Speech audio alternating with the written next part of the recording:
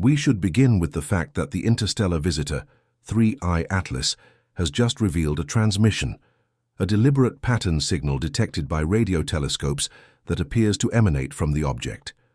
What makes it chilling is not simply that we picked it up, but how the signal presents itself, the implications of its origin, the questions it forces us to ask about our place in the cosmos, and the fragile veneer of human significance.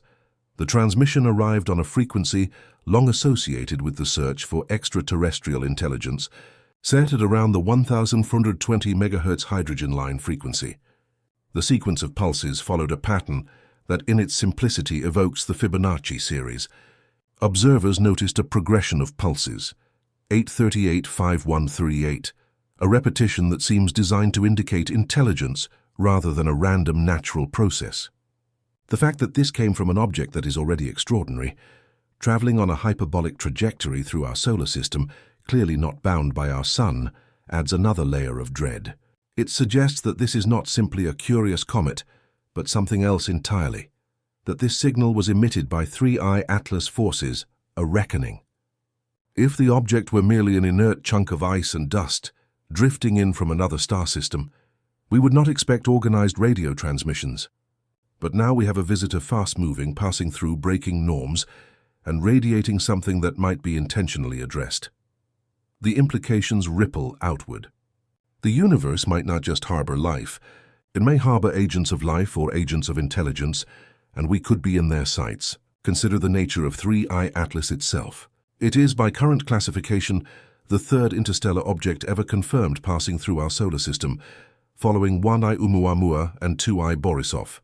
It came from beyond the Sun's gravitational hold on a hyperbolic path, suggesting that it originated in another stellar system altogether. Observations show unusual composition. Spectroscopic analysis indicates unusually high concentrations of carbon dioxide relative to water, the presence of cyanide gas and atomic nickel, and the absence of iron vapor that we would expect in a typical comet's outgassing.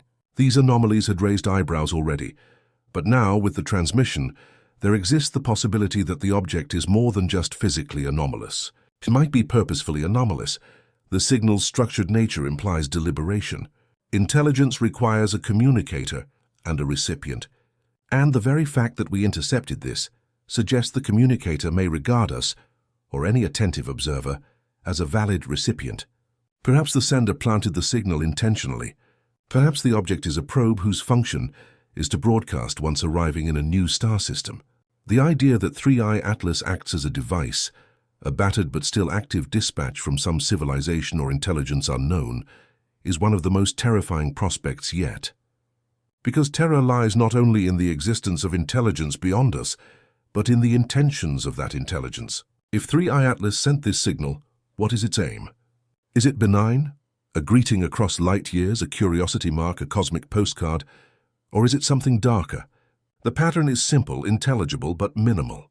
That minimalism is telling. It indicates caution, withholding of information, limited bandwidth, or perhaps a probe with limited power or directive.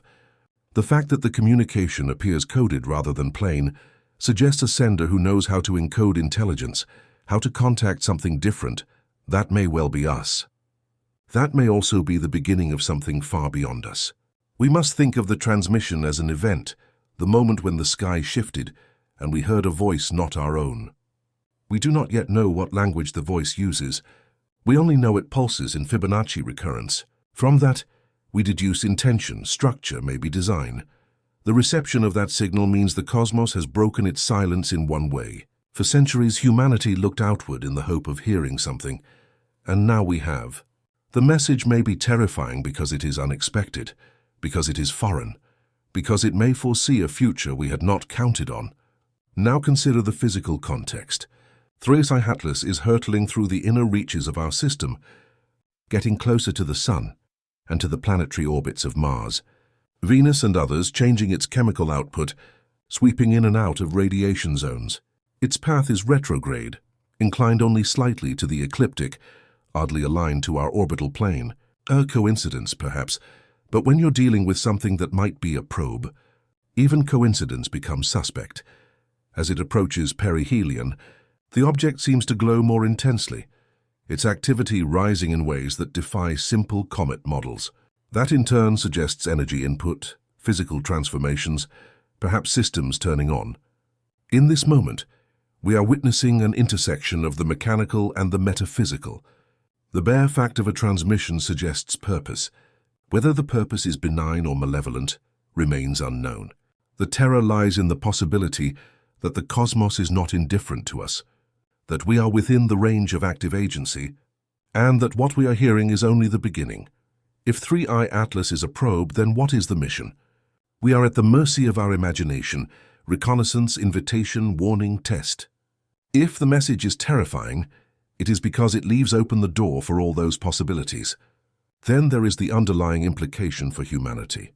We have believed ourselves alone, or at least extremely rare. The detection of an interstellar object passing through is striking physical evidence of other systems. But the detection of a structured message inside that object is existential evidence. We are not only not alone, somebody chose to communicate. It forces us to re-examine our models of ourselves, our place in the solar system, our relationship with the cosmos. It forces us to assume we are a potential actor, on a stage far larger than we imagined, and possibly under observation. This is not simply a scientific curiosity. This is a moment of historical magnitude, when we became recipients of an alien broadcast. 3i Atlas thus becomes a messenger and a message simultaneously. Its charted origin in the outer reaches of the Milky Way's disk, possibly billions of years older than our solar system, suggests that it carries information from epochs and conditions far beyond our planetary cradle. If its transmission is genuine, the information content might be staggering, not perhaps a fully fledged interstellar encyclopedia, but a probe's micro-message, a signal to catch attention and mark presence. The fact that we understood the pattern at all proves we have at least minimal ability to decode, but that barely scratches the surface of what could lie ahead. We must also grapple with the terror of discovery. What if we desperately misinterpret the message? What if the signal is not from an intelligence with benign motives, but rather a system exploring, cataloging, or even targeting new worlds? If this is a probe, we must consider motive, capability, control. Do we assume this message is isolated? Could 3i Atlas carry additional payloads or other hidden transmissions? The message we heard may be only phase 1. The implications extend to planetary defense, strategic risk, the entire concept of cosmic guardianship and vulnerability. Given that 3i Atlas is fleeting, it will not remain in our system indefinitely. The window to interact, observe, interpret is acute and narrow. This transmission may be the sole direct communication we ever receive from this visitor. It means that what we hear now may be decisive in interpreting, responding, acting,